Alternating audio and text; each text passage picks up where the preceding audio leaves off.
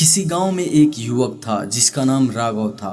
राघव बहुत ही मेहनती था, लेकिन वह बहुत डरपोक भी था। उसे हर छोटी सी चीज से डर लग जाता था, अंधेरे से, अकेलेपन से और सबसे ज्यादा भूतों से।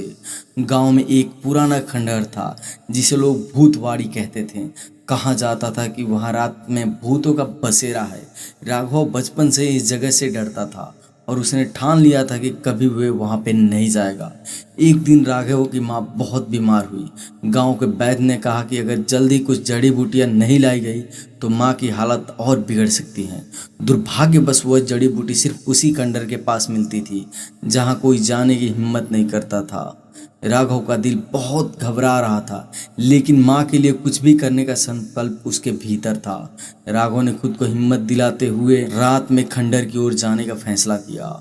उसके मन में भूतों का डर था, लेकिन माँ का चेहरा उसकी आंखों के सामने था। वह ठंडे पसीने से भीगा हुआ कांपते कदमों से खंडर की ओर बढ़ने लगा। रास्ते में तेज हवाएं चल रही थी और पेड़ों के पत्ते खड़खड़ा रहे थे। ऐसा लग रहा था जैसे चारों ओर अंधकार ही अंधकार था। जब वह खंडहर के पास पहुंचा तो उसने देखा कि वहां एक धुंधली परछाई थी। राघव का दिल तेजी से धड़कने लगा। उसे लगा कि ये वही भूत है जिसके बारे में लोग बातें करते हैं। लेकिन उसने अपने डर पे काबू करते हुए उस परछाई के पास जाने का फैसला किया।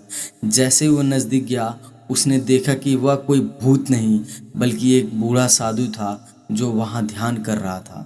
साधु ने राघव को देखकर मुस्कुराते हुए कहा, बेटा, तुम यहाँ इतने डर में क्यों आए हो? राघव ने अपने डर के बारे में साधु को बताया और माँ की बीमारी के बारे में भी बताया। साधु ने मुस्कुराते हुए कहा, डर सिर्फ हमारे मन में होता है।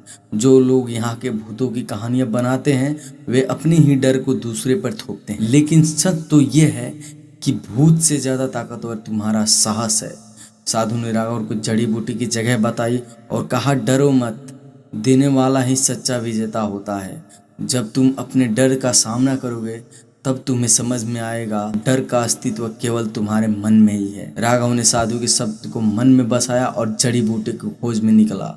राघव ने साधु के शब्द को मन में बसाया और जड़ी बूटी को खोज निकाला।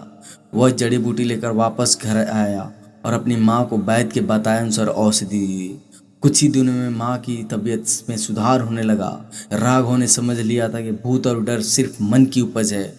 उसने अपने डर पर विजय पा ली थी और अब वो खुद को पहले से ज्यादा मजबूत और महसूस करता है। इस घटना के बाद राघव गांव वालों के लिए प्रेरणा बन गया। उसने सबको ये सिखाया, डर से भागने की बजाय उसका सामना करना चाहिए। राघव ने साबित कर दिया, अगर हमारा उद्देश्य पवित्र और हिम्मत मजबूत हो तो कोई भी भूत या डर हमें रोक नहीं सकता।